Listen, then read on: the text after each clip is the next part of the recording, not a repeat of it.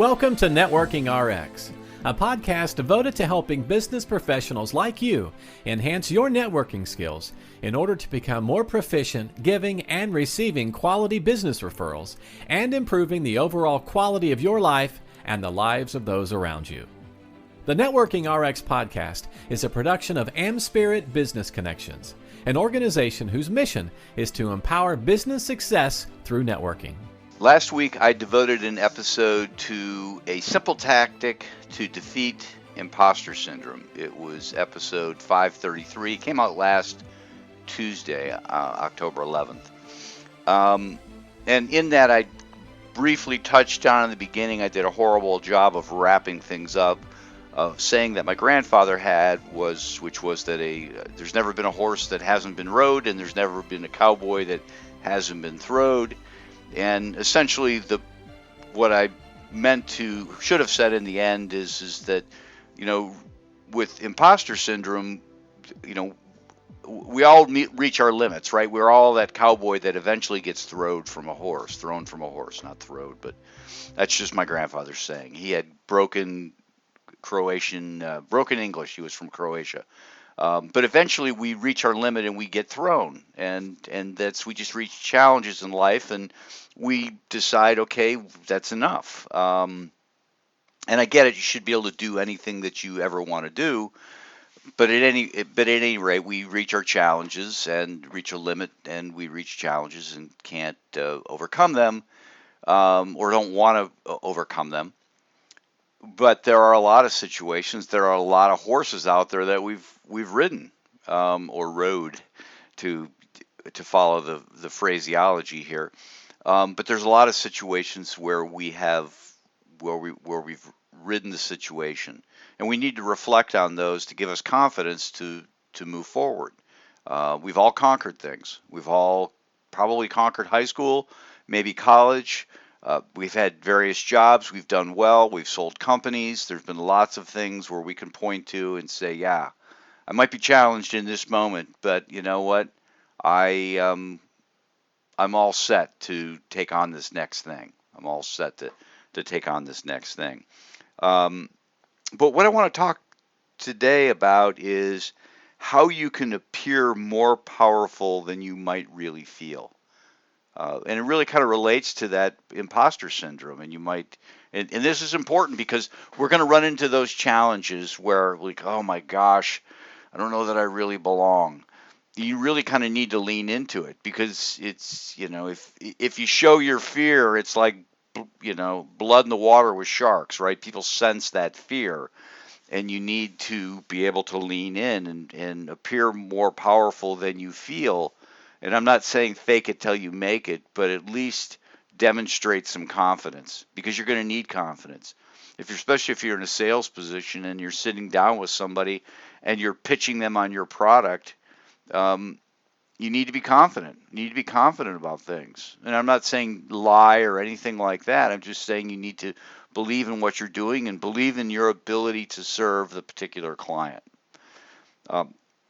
So again, reflecting back on my subscription to Cyblog, which I encourage people to look into, and Cyblog is the brainchild of Jeremy Dean, PhD, and he's the founder and the author of Cyblog. He's got a doctorate in psychology from the University College of London, or I guess it's University College London. And then he has a couple other advanced degrees in psychology. But what he does is he curates all this information on psychology. I love reading it. You get an email every day with a couple different articles, different spins on the same articles, and really kind of makes you think. Some of it's really good for this podcast, not all of it.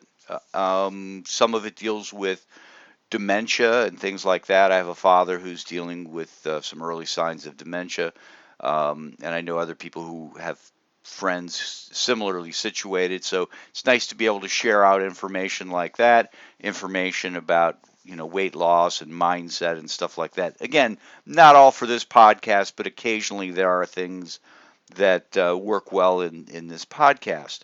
At any rate, this one particular article Jeremy put out, Dr. Dean, Jeremy, with Cyblog, talked about how to appear more powerful than you really feel, and that's certainly important. I don't know that I totally agree with everything that was said here, but it says people who break rules are seen as more powerful.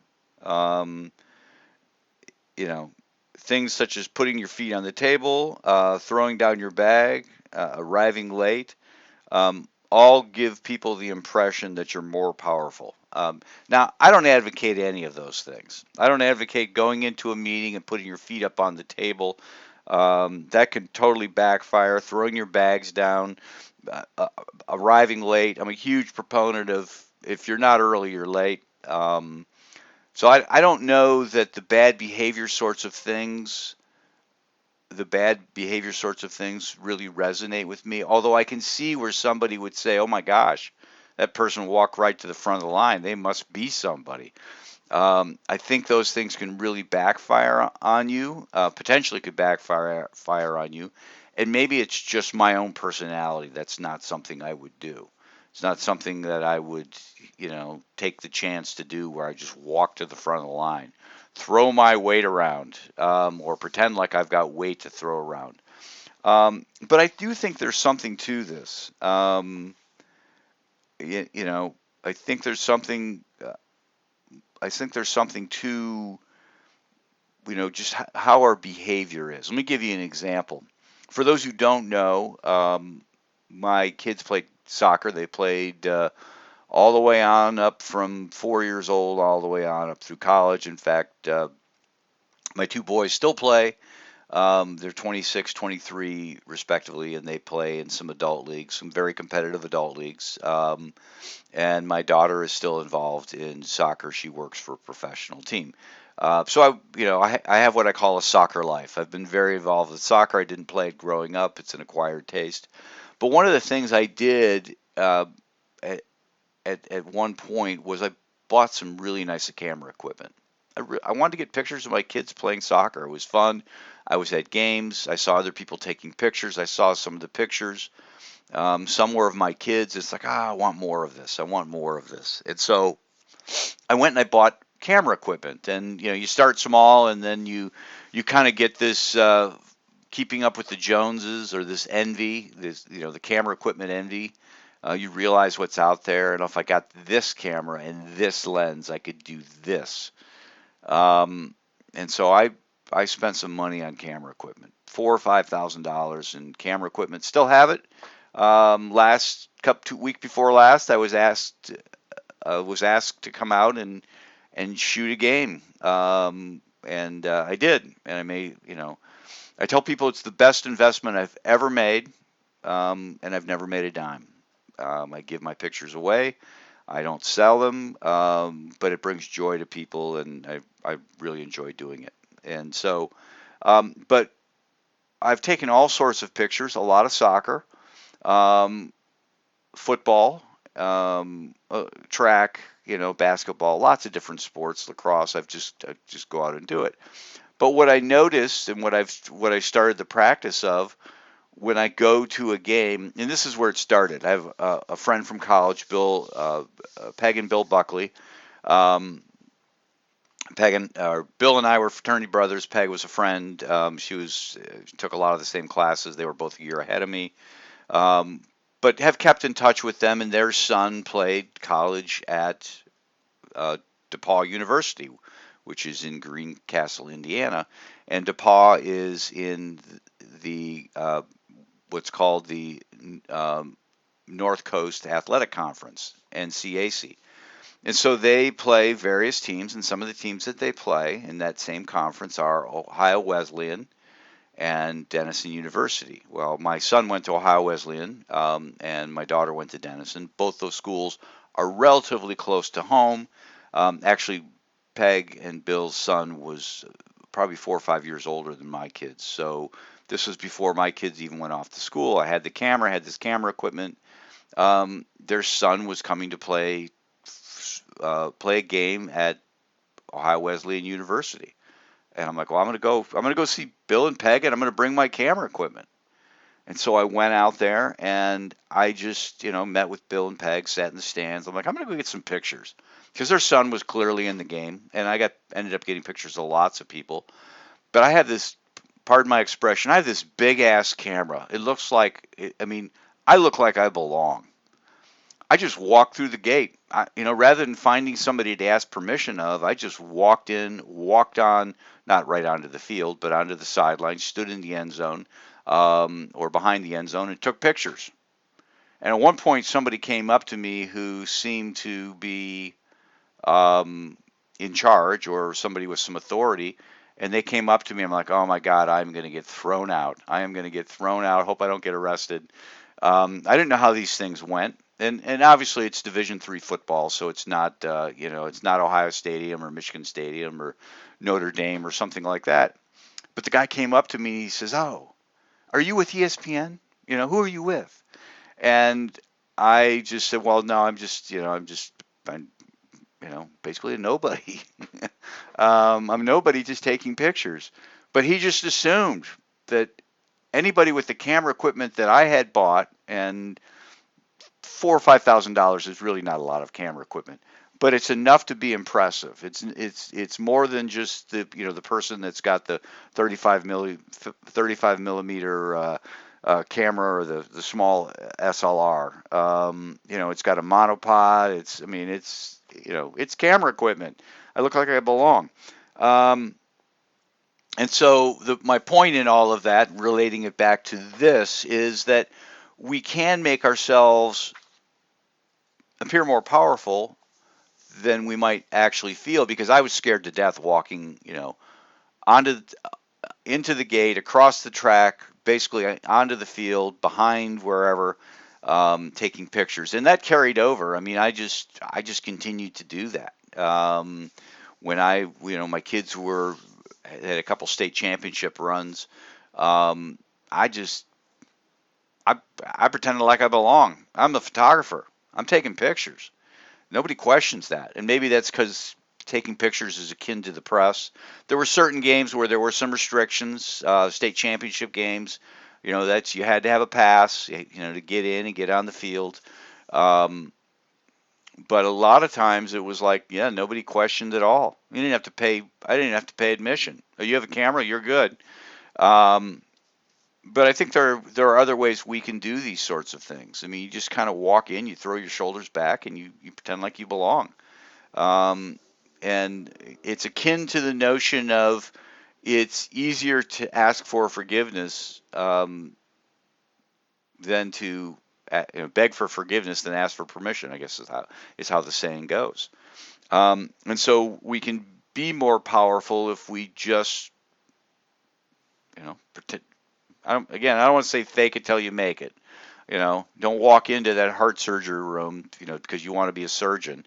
I'm not saying anything like that. That's obviously an absurd example. And I'm not exactly saying, just jump in line or things like that. But if you sheepishly move about like you're in fear, that's how you'll be perceived. But if you move about like you belong, shoulders back, head up, maybe inside feeling a little apprehensive, that's okay. But if you move about doing those things, you will be accepted. You will be accepted. You might be called out. You might have to beg for forgiveness, but or ask for forgiveness, I guess. But chances are you're going to appear more powerful than you actually are. And I think we see a lot of this in social media, where people put things out there and, hey, landed a big client today, and it might sound, that might be their only client. You don't know. But they make it sound as if, they belong. So think about that as you're moving about your day and trying to find opportunities to to overcome perhaps it's imposter syndrome, or just that feeling inside that you don't really feel that powerful, that you can feel powerful just as in how you step into situations. And maybe it's you know maybe it's walking into a meeting late and not being all apologetic. Maybe it's that simple. I mean, if you don't be late, but if you have to be late, don't be all apologetic, falling all over yourself, saying, "Oh, I'm really sorry," and making all sorts of excuses. Just own it. Yeah, I'm here. I'm late. I'm busy. I have 6 other things going on. This isn't the only thing in my life. I got caught up with other things. Just leave it at that. You don't even need to explain that, but just carry yourself like that. The point is that you have the power to appear more powerful than you really feel. What's going on inside your body can be changed by what's going on outside your body, and how you conduct yourself and how you walk into and lean into particular situations. Think about this next time you are doing something and you're a little apprehensive about it. What's the one thing that you can do in that particular situation that will help you feel, or not feel, but appear more powerful than you might feel? Thanks for joining us on the Networking RX podcast. Please put what you've learned into action today and let us know if you have questions, comments, or ideas for future topics. You can email them to us at podcast@amspirit.com. That's AmSpirit.com.